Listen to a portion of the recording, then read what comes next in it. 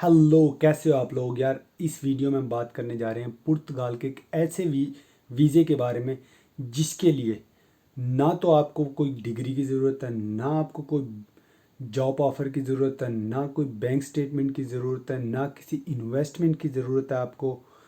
और कहने की बात यह है कि किसी भी ऐसे पेपर की ज़रूरत नहीं है या ऐसी डिमांड की ज़रूरत नहीं है जो नॉर्मल इंसान पूरी नहीं कर सकता। ठीक है ना।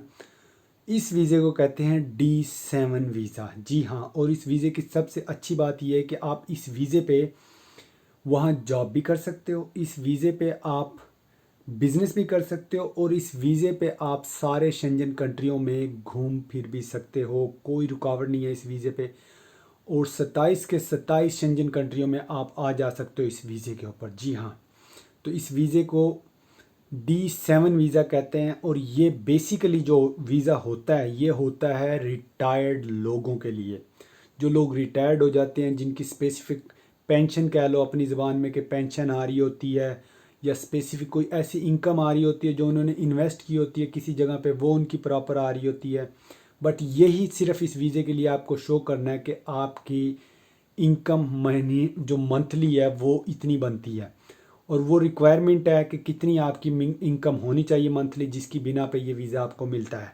चाहे वो आपकी शॉप आपने रेंट पे दी हुई है, चाहे घर रेंट पे दिया हुआ है, चाहे कंपनी है आपकी, या कोई चीज़ भी है आपका, या ऑनलाइन अर्निंग है आपकी, किसी किस्म का भी आपका कोई ऐसा काम है जिससे आपको महीने की ये इनकम आ रही हो।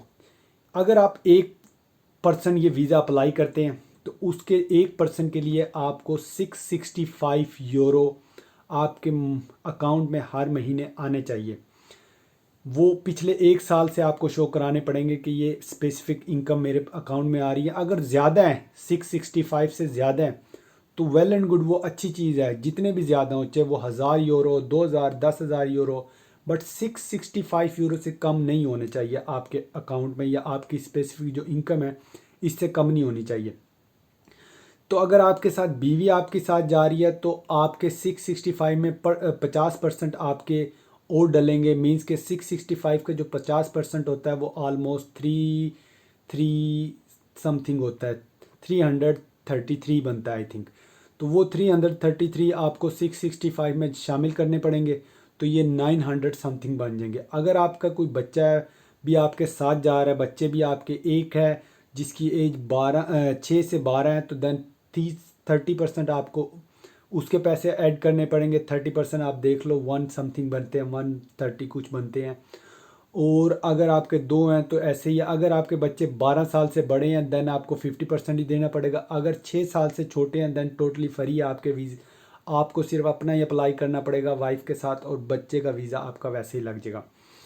जी हाँ, तो ये एक स्पेसिफिक इनकम आपको सिर्फ शो करनी है इस वीज़े के लिए, और कोई इसकी रिक्वायरमेंट नहीं है इस वीज़े की, सिर्फ यही है। और ये वीज़ा आप 1 साल के लिए आपको वीज़ा मिलेगा। ये आप अम्बेसी से भी अप्लाई कर सकते हो, कौंसलेट से भी अप्लाई कर सकते हो। फॉर्म मिलेगा आपको, फॉर्म फिल करके अपने ये सारे इनकम वाले डॉक्यूमेंट्स आपको टैक्स के साथ ये सारे डॉक्यूमेंट्स अपनी फ़ाइल जमा करानी पड़ेगी, और ये वीज़ा आपको बआसानी तरीके से मिल जाएगा ये वीज़ा। ठीक है ना। अब हम ये बात करते हैं कि इस वीज़े को हम 1 साल का जैसे ये वीज़ा मिलेगा कैसे एक्सटेंड होगा। ये वहाँ जाके आप आराम से इसको एक्सटेंड करवा सकते हो। हर साल बाद 2 साल का भी लग जाता है नेक्स्ट ईयर, और एक एक साल का भी चलता है ये वीज़ा। अगर आप इस वीज़े को हर साल एक्सटेंड करवा के अगर 5 साल पूरे कर लेते हो तो आप परमानेंट रेजिडेंसी के लिए अप्लाई कर सकते हो। ठीक है ना, इस वीज़े पे। और एक और इसमें एक रिक्वायरमेंट है, वो ये है कि इन 5 सालों में हर साल 6 माह कम से कम आप पुर्तगाल में स्टे किया हुआ आपने, तब आप परमानेंट रेजिडेंसी के लिए अप्लाई करते हो। अदरवाइज़ आप अहल नहीं होगे उसके अप्लाई करने के लिए।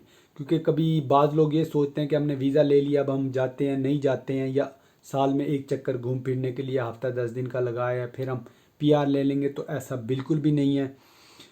कम से कम 6 माह आपको पुर्तगाल रहना पड़ेगा। साल के अंदर 6 माह आपको, मीन्स कि आपको 5 साल में 2.5 साल कम से कम वहाँ रहने पड़ेंगे, तब आप पीआर के एलिजिबल होते हैं, और पीआर आप अप्लाई करके पीआर ले सकते हो। ठीक है ना। ये बेसिकली वीज़ा ये जो है ये उन लोगों के लिए कार आमद है जो ऑनलाइन अर्निंग करते हैं, जिसको फ्रीलांस कहते हैं। जो ऑनलाइन जिनका काम है वो लोग है, ये वीज़ा लेने के बहुत चांसेस हैं। और इस वक्त तो बहुत ज़्यादा वीज़ा पुर्तगाल दे रहा है, जिसकी रेशियो बहुत ज़्यादा हो गई है, क्योंकि ये वो टाइम है अभी बहुत सारे लोग कंट्री उस सिचुएशन में है कि लोग आएंगे, ये पैसे इन्वेस्ट करेंगे, पैसे आएंगे, फॉरेनर आएंगे, तो घूमने फिरने वाले लोग आएंगे तो वो अपना पैसा यहाँ आके ख़र्च करेंगे, तो मुल्क में तरक्की होगी, जो कि पेंडेमिक की वजह से हालात सबके ख़राब जा रहे हैं मुल्कों के।